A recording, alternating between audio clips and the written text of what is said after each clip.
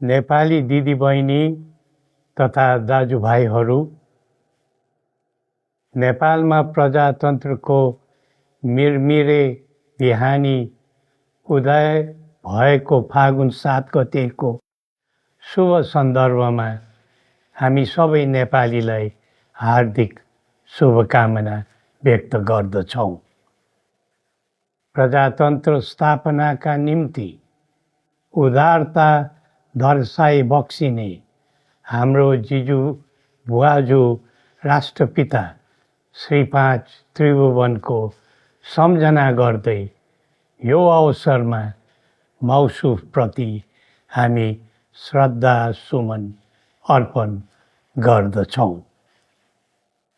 जनता र राजा मिलेर प्रजातन्त्रलाई सबल बनाउन लागि परेको इतिहास साक्षी छ। त्यसैले प्रजातन्त्रका निम्ति जीवनदान दिने ज्ञात अज्ञात शहीदहरू र प्रजातन्त्रका लागि क्रियाशील रहने सबै पात्रहरूप्रति पनि हामी उच्च सम्मान भाव राख्दछौँ। प्रजातन्त्र आजको युगको उत्तम शासन पद्धति हुनुपर्ने हो। आम जनताको मन, मगज र मतका आधारमा देशको विधि व्यवस्था तथा मान्यता अनुसार राज्य सञ्चालन गर्ने सर्वमान्य आदर्श पनि हुनु पर्दथ्यो। यसबाट हामी कोही विमुख छैनौँ।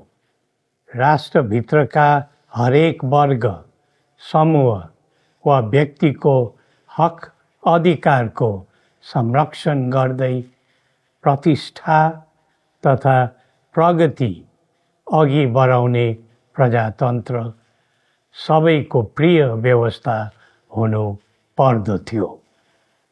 यसमा कहीँ कसैको शङ्का हुनु हुँदैन।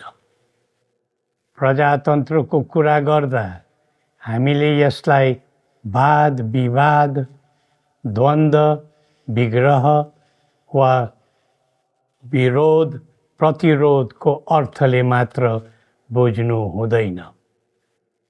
यस प्रणालीलाई हामीले समाज मैत्री र जनहितैषीको रूपमा पनि हेर्नु पर्दछ। सुन्दर शब्द, आकर्षक आदर्शले मात्र प्रजातन्त्र सार्थक हुने होइन।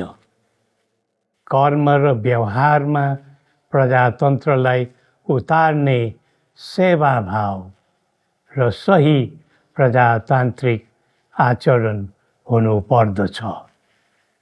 सबैको पहिचान हुनु पर्दछ। सबैको अस्तित्व सुरक्षित हुनु पर्दछ। निषेधको दृष्टिकोण राख्ने राजनीतिले प्रजातन्त्रलाई बलियो बनाउँदैन। पक्ष विपक्षको अहङ्कार आफ्नै खालको स्वार्थ तथा हटवादले पनि प्रजातन्त्रलाई गतिशील बनाउन सक्दैन। आज देशको इतिहास मेटिँदै गएको छ। नेपालको अस्तित्व नासिँदै गएको छ। नेपालका होनहार जनशक्ति दिनहुँ ताती लागेर देशबाट बाहिरिँदै गएका छन्। नेपालीको पसिना आफ्नो माटोमा होइन, अन्तै पोखिरहेको छ। जन्मदै नेपालीको शिरमा हजार होइन, लाखको ऋणभारको बोझ छ। हाम्रा कल कारखाना, व्यापार व्यवसाय निरन्तर धराशायी बन्दैछ। हुँदा हुँदा हाम्रा शिक्षालयहरूमा समेत शिक्षक र विद्यार्थीहरू पातिलिँदै गएका छन्। नेपालको पद्धति, नीति र गतिविधि ठिक छैन। यहाँ बसेर केही हुँदैन। श्रम, सिप, चेतना र ज्ञान भएका हाम्रा नागरिकहरूमा त्यस प्रकारको भाष्य चलिरहेको छ। यस्ता कुराले प्रजातन्त्रलाई शोभनीय बनाउँदैन। प्रजातन्त्र आशा जगाउने प्रणाली हुनुपर्दछ। जनताको भरोसा बढाउने प्रणाली हुनुपर्दछ। प्रजातन्त्र फल्दै फुल्दै जाँदा हामी सबैको भाग्य र भविष्य चम्कन्छ भन्ने भावना जागृत गराउने हुनुपर्दछ। तर 3 दशक यताको हाम्रो स्थिति यस्तो छैन। आम जनताको मुहारमा मुस्कान ल्याउने, जनतालाई खुसी र सुखी बनाउने, सबैले खोजेको र हामीले चाहेर रोजेको पनि त्यही प्रजातान्त्रिक व्यवस्था हो। व्यवस्था बदलियो भन्नेहरूले अवस्था राम्ररी बदल्न नसक्नु दुःखद कुरा हो।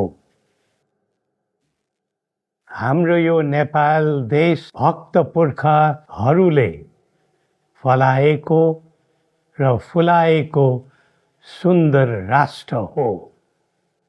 यो राष्ट्रमा कुनै सङ्कट नआओस् भन्ने हाम्रो परिकल्पना हो। त्यसैले राष्ट्रको हितमा हामीले उदारता राख्दै आयौँ। त्यति मात्र होइन, हामीले जनताको भलो होस् भनेर आफ्नो ओहदा र सुख सुविधालाई पनि त्याग गरेका हौँ। त्यागले कसैको कद सानो हुने होइन र त्यस्तो भावलाई कसैले पनि कमजोरी ठान्नु हुँदैन। कतै कुनै पक्ष नगरी सबैलाई समेटेर जाने हाम्रो अभिलाषा हो। हाम्रो त्यागको अर्थ र आशय पनि त्यही नै हो। हाम्रो इतिहासलाई नाश गरेर र पहिचानको अपमान गरेर हामी उँभो लाग्दैनौँ भन्ने कुराको हेक्का राखेर हामी अघि बढौँ। विगतका कमी कमजोरी तथा आफ्नो प्रकृति र संस्कृति विरुद्धका त्रुटि सच्याएर अघि बढ्ने चेतना हामीलाई प्राप्त होस्। देशका निम्ति र राष्ट्रका खातिर हाम्रो समर्पण निष्ठा सदैव हुनेछ। राष्ट्र रक्षाको निम्ति सबैको अनुशासन र इमानदार प्रयत्न हुनुपर्दछ। हामीले पहिले पनि राष्ट्रिय समस्या सुल्झियोस् भनेर त्याग गरेका हौँ। अब नेपालको उन्नतिको लागि हामीबाट अरू के त्याग गर्नुपर्ने हो, हामी तयार छौँ। अब समय आयो।